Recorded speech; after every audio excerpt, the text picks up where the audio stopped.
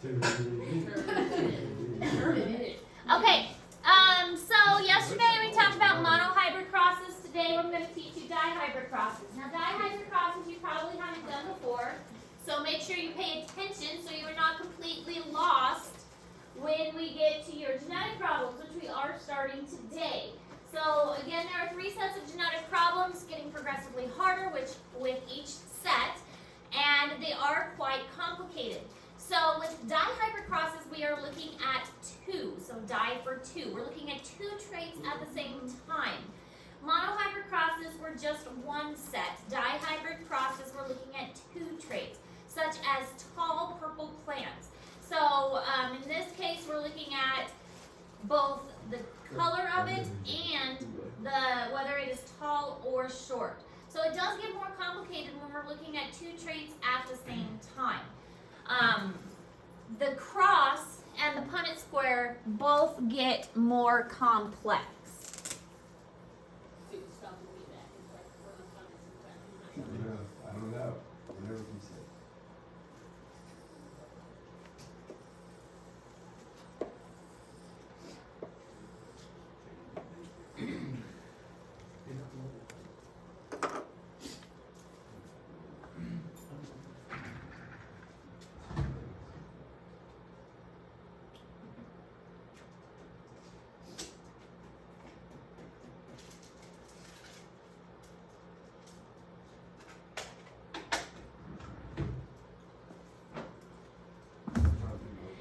So when we're looking at 2 traits at the same time, we're looking at 2 alleles at the same time.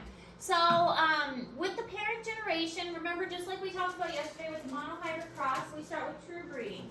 With the parent generation, we've got true breeding dominant and we have a true breeding recessive. So in this case, we're looking at, for instance, purple tall, because purple would be dominant and the tall would be dominant. And we're going to cross that with a short white, because short is recessive and white is recessive. So big A, big B, with a, little b, little b. So that would make the first generation, the phyllyle 1, the all heterozygous. So then we would have big A, big B, little b. And that would be what all of them would be, because in this case, we only had the choice of giving a big A and a big B, and this parent can only give a little a and a little b. So then we would get that combination there. So a heterozygous for the F1 generation. So all F1 offspring will be dihybrid heterozygous. They would all be purple flowers and tall. That's the only combination they would be, because they would all inherit the dominant traits from the dominant parent. But they would still have those recessive traits from the recessive parent that is hidden. So when we start to cross the F1 generation, that's when we're going to get some interesting combinations. So that's when things are going to get a little interesting, is when we cross that F1 generation. So at first it's not too bad, because obviously the homozygous dominant can only give the big alleles. The homozygous recessive can only give the little alleles. It gets a little more complicated after that. When we cross the heterozygous individuals, that's when things get a little weird. Did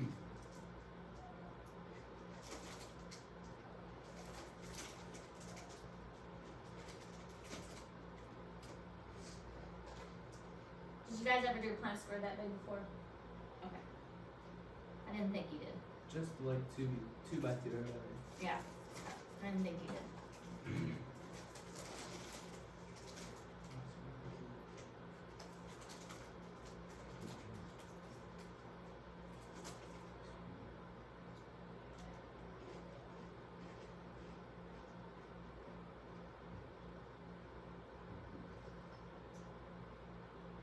We are going there. We are doing the Punnett squares.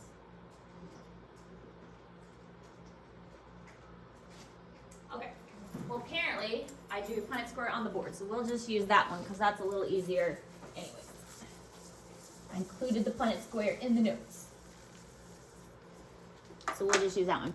Okay, so here's how the Punnett square works for a dihybrid cross. When we are crossing the F1 generation, this is what we've got to work with. It gets a little more complicated, so this is the part you really have to pay attention to. The parents can give certain combinations of alleles. So, this one crosses with this, and this one can cross with this. This one can cross with this one can cross with this, okay? So this is how it works. So we can go big A, big B, big A, little b. Then we can go little a, big B. And we can go little a, little b. I think I had too many squares. That's okay. I'm gonna like this to make it work better. There we go. And then we're gonna have, we can do the same cross down this way because we're doing the same with this parent. This goes like this, and this one can go like this, and then this one goes here, and this one goes here. So we have lots of different combinations. Big A, big B, big A, little b, and then we've got little a, big B, and we've got little a, little b. Are we totally lost yet? No. No, this is making sense. Yeah. Because this one can cross with this one can cross with this one, okay? This one can cross with this one can cross with this one. This one can cross with this one can cross with this one pairs with this one pairs with this one. Okay? Okay. That's how I got those combinations. Is everybody with me? Okay, now, when we do our Punnett square. Same deal. Same deal. Okay? See how I got that? Okay.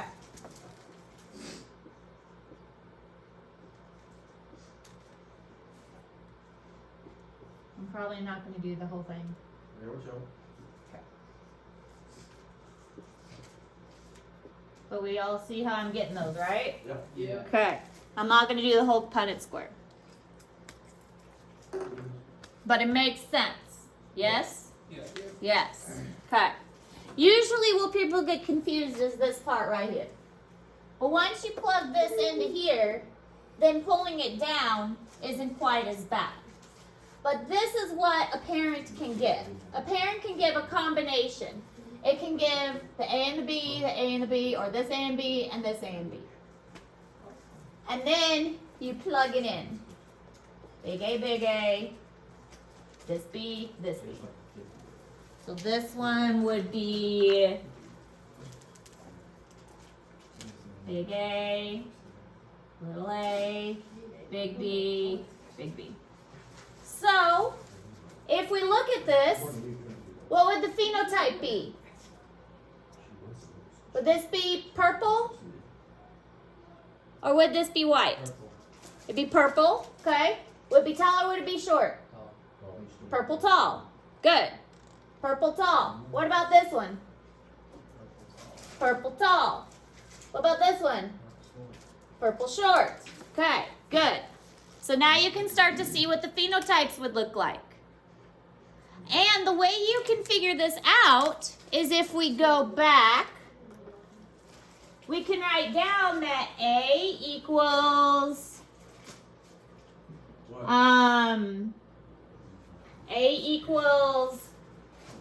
do we say A is? One parent for each true purple. Little a equals white. And little a equals white. And B equals tall. And little b equals short. So when you guys do your problems, this is one of the first things you want to do, is write this out. Every time, write this out. Writing out big A equals purple, little a equals white, this is going to help you. When you do your genetic problems, writing this out is one of the first things you're going to want to do. This is going to help you to keep just things straight in your head, because every genetic problem is going to tell you this. that something is dominant and something is recessive. Okay, dominant, then I'm going to say big A is purple, okay? So it's going to tell you in your genetic problems. Writing this out on the side of each genetic problem is going to help keep it straight. So you're going to want to do this every time. Then when you get to the next step, you'll be able to say, okay, so this one I know is purple tall, okay? This one I know purple short because it's got a dominant, but it's got 2 recessive, so I know that one's purple short. So writing this out every time is going to help you. Every time you do a genetic problem, write that part out. Make sense? Yeah. Okay. Okay. Any questions about that? No. All right.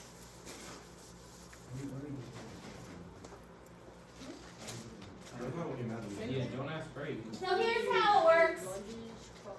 Another kind of showing how it works. You've got your parents' generation up here, true breeding for purple, true breeding for, well, purple tall, and true breeding for white short. You put in the combinations, and then this is showing the phenotype. So with this, because we are looking at a dihybrid cross, we're going to get some different phenotypes. Remember that the phenotypic ratio yesterday that we saw in a monohybrid cross was 3:1. Now we're getting a different phenotype. If you were to count this up, we get 9 purple tall to 3 purple short to 3 white short to 3 white tall to 1 white short. So the phenotypic ratio is 9 to 3 to 3 to 1. So that is our phenotypic ratio when we do a dihybrid cross. So when we do a dihybrid cross, the F2 phenotypic ratio is 9 to 3 to 3 to 1. And what Mendel discovered is that when you have true breeding parents in a dihybrid cross, the F2 generation, when the parents are true breeding, the F2 generation is always going to be 9 to 3 to 3 to 1. The genotypic ratio is a little more complicated. So that's the genotypic ratio. 1 to 2 to 2 to 4 to 1 to 2 to 1 to 2 to 1. It's a little more complicated for the genotypic ratio. But the phenotype is 9 to 3 to 3 to 1. So 9 tall purple, 3 short purple, 3 tall white, and 1 recessive white short.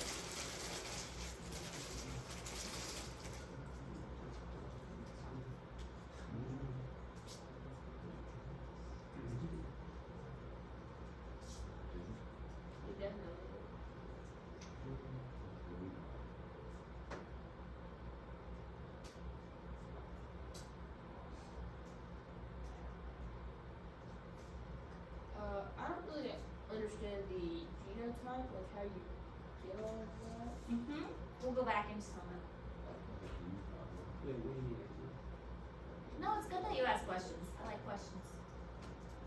I'm happy to go back and Good point. explain it. I would rather that you ask questions so I know that I need to go back and explain it better. I'll let you guys finish writing it down Are first. you asking how you do the table? No, I don't know. Yeah. Oh, you're asking how you get tall. Like the 1 to 2 to 2 to 4 to 1 to that. Yeah. Yeah. I'll show you. Oh, God. But I'll let you guys finish writing it down first. Yeah. We play a game you guys history? In history? Yeah. What year? We aren't playing it because my is. Golf clap? You and Sam. Golf clap? You can golf. You can just take it. It doesn't work. You used to be friends with her. No, remember? Oh, yeah, I remember, yeah. No, I'm talking mine. No, that's a different one. That's golf bag. No, golf clap was. Golf bag.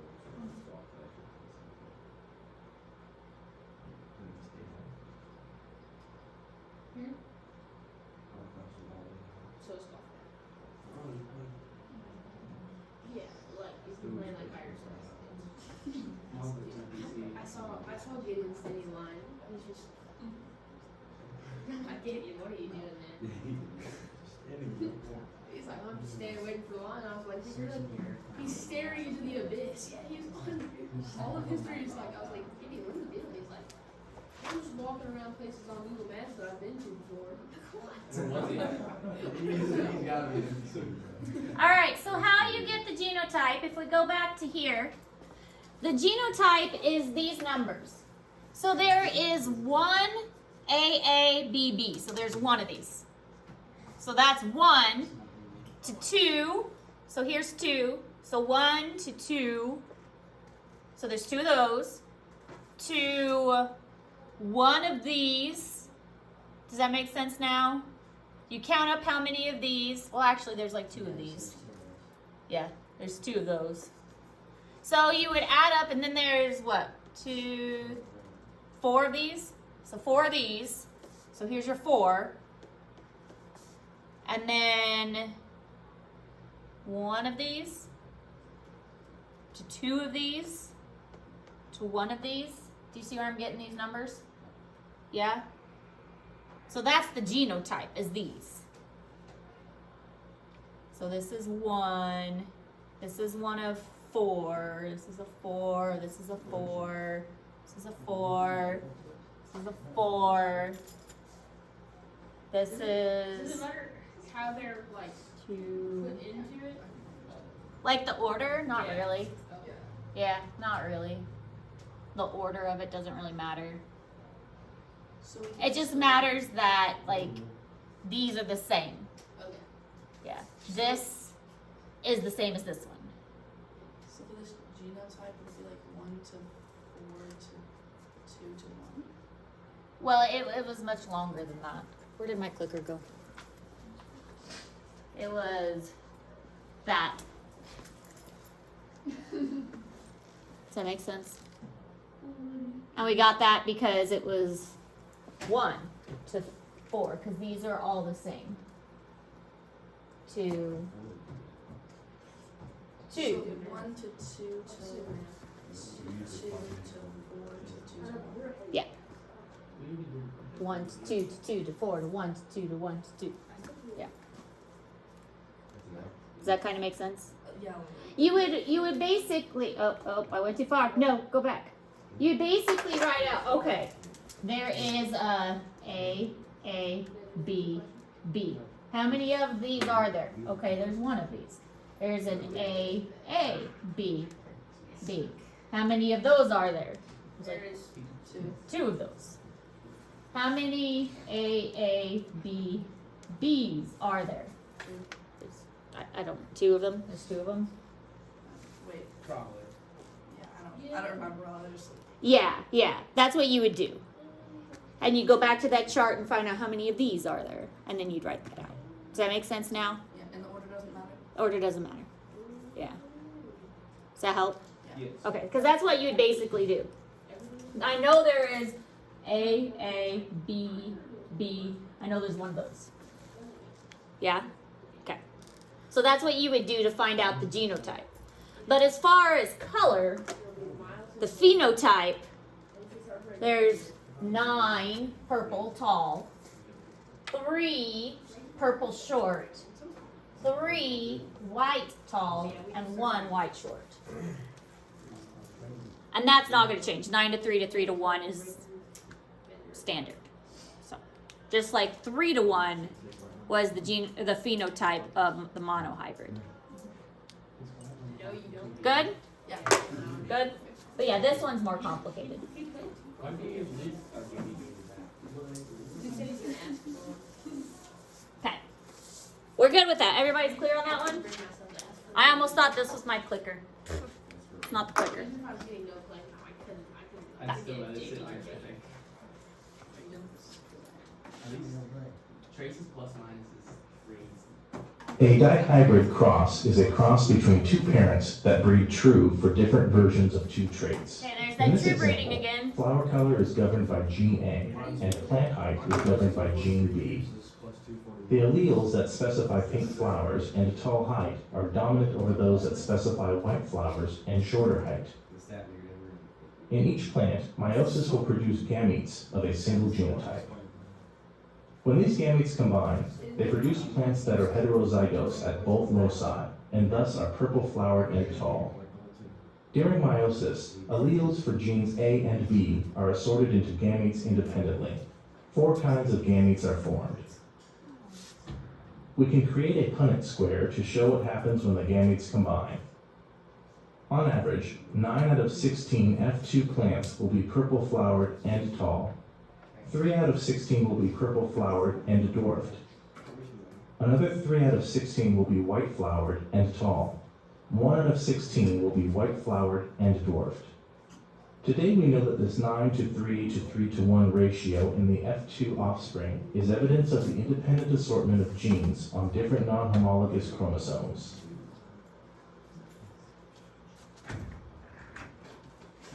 So 9:3 to 3:1. So this is the law of independent assortment that Mendel discovered. And it was based on his using of the dihybrid cross, and the ratio was kept the same no matter how many times he did it, as long as the parents were true breeding. The F2 generation, now remember, wasn't the F1 generation. The F1 generation, we got heterozygotes. The F2 generation is when we saw this pattern emerge. And basically, he was able to determine that during meiosis, the members of a pair of genes on homologous chromosomes get distributed into gametes independently. And this is when, if you think back to meiosis, we learned that the homologous chromosomes line up during metaphase, and then they get pulled apart randomly. This is what this is referring to. Again, pretty amazing that Mendel was able to figure this out based on this. I mean, that he was able, he didn't really even know much about cell division, but he was able to figure out based on dihybrid crossing that this was happening.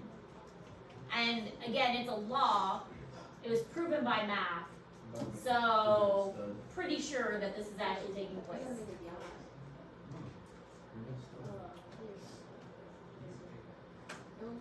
I need to make a cool discovery like this and be remembered throughout history.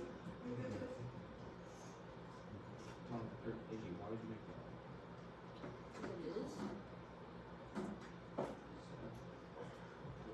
It was there.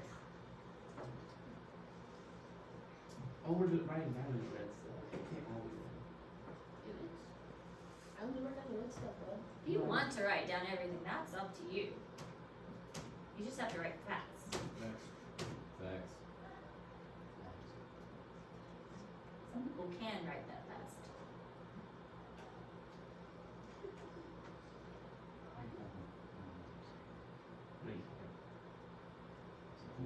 Do it right now. Price this stuff. Do everything. What is it? No, right now. It's It's like like 30 30 seconds. What's Do in the it? 30-second one. Trace, what you said.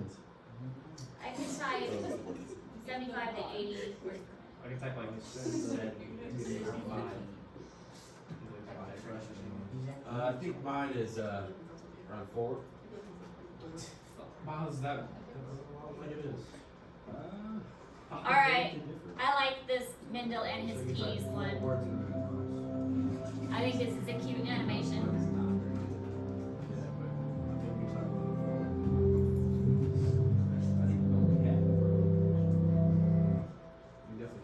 These days, scientists know how you inherit characteristics from your parents. They're able to calculate probabilities of having a specific trait or getting a genetic disease according to the information they have from the parents and the family history. But how is this possible? To understand how traits pass from one living being to its descendants, we need to go back in time to the 19th century and a man named Gregor Mendel. Mendel was an Austrian monk and biologist who loved to work with plants. By breeding with these plants he was growing in the monastery's garden, he discovered the principles that rule heredity.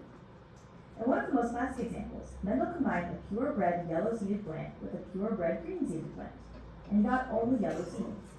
He called the yellow color trait the dominant one, because it was expressed in all the new seeds. Then he let the new yellow-seeded hybrid plant self-fertilize, and in this second generation he got both yellow and green seeds, which meant that the green trait had been hidden by the dominant yellow. He called this hidden trait the recessive trait. From those results, Mendel inferred that each trait depends on a pair of factors.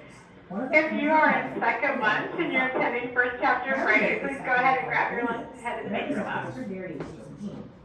Depending on which type of allele Mendel found in each seed, we can have what we call a homozygous seed, where both alleles are identical, and what we call a heterozygous seed, when the two alleles are different. This combination of alleles is known as phenotype, and its result, being yellow or green, is called phenotype. To clearly visualize how alleles are distributed amongst descendants, we can use a diagram called the Punnett square. You just place the different alleles of both axes and then figure out the possible combinations. Let's look at Mendel's keys, for example. Animation. Let's write the dominant yellow allele as an uppercase Y, and the recessive green allele as a lowercase y. The uppercase y always overpowers the lowercase friend, so the only time you get green babies is if you have two lowercase y's. In Mendel's first generation, the yellow homozygous P mom will give each P kid a yellow dominant allele, and the green homozygous P dad will give a green recessive allele, so all the P kids will be yellow heterozygous. Then, in the second generation, where the two heterozygous kids marry, their babies could have any of the three possible genotypes, showing the two possible phenotypes in a 3-to-1 proportion. But even peas have a lot of characteristics. For example, besides being yellow or green, peas may be round or wrinkled. So we could have all these possible combinations: round yellow peas, round green peas, wrinkled yellow peas, and wrinkled green peas. To calculate the proportions for each genotype and phenotype, we can use a Punnett square too. Of course, this will make it a little more complex. And lots of things are more complicated than peas, like, say, people. These days, scientists know a lot more about genetics and variety, and there are many other ways in which some characteristics are inherited. But it all started with Mendel and his peas. I like that animation. I think it's cute. Anyways, random assortment. Genes on a chromosome assort into gametes independent of genes on other chromosomes. So some genes will stick together. We already talked about this with their linkage groups. How if they are found really closely together on a chromosome, they don't get separated out very well. So if they are close together with crossing over, they don't get separated. If they are found further apart, then there's a chance that they could get separated during crossing over. So that's what it is talking about with random assortment. Genes that are close together, they tend to stick together more closely.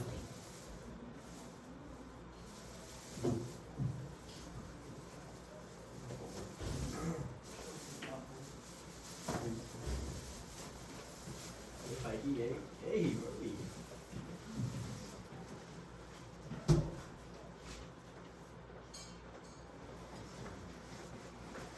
64.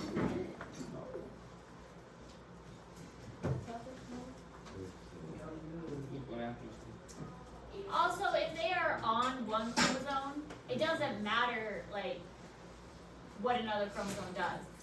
It only matters their particular chromosome. So they're going to stay on their chromosome unless crossing over occurs. Another chromosome, it will do whatever the other one does. Each one is its own individual chromosome. Leave Liz alone. Liz likes it. Trace, come on. Leave Liz. Liz likes it. Nobody but touch a lizard don't eat it. Liz is clean. Trace. You kind of are being careful, Hey. Yeah, you're right. My fault, brother.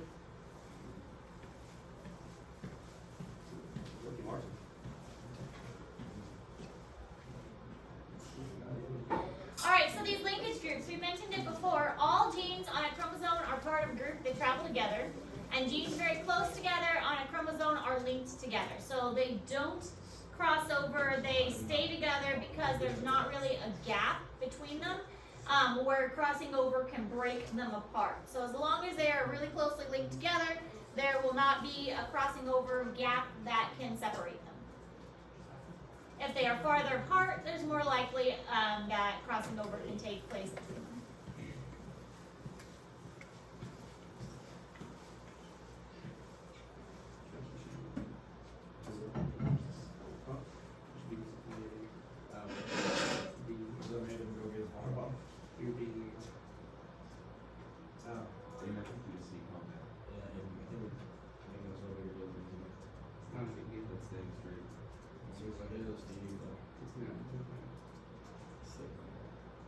What is cologne? Oh, that's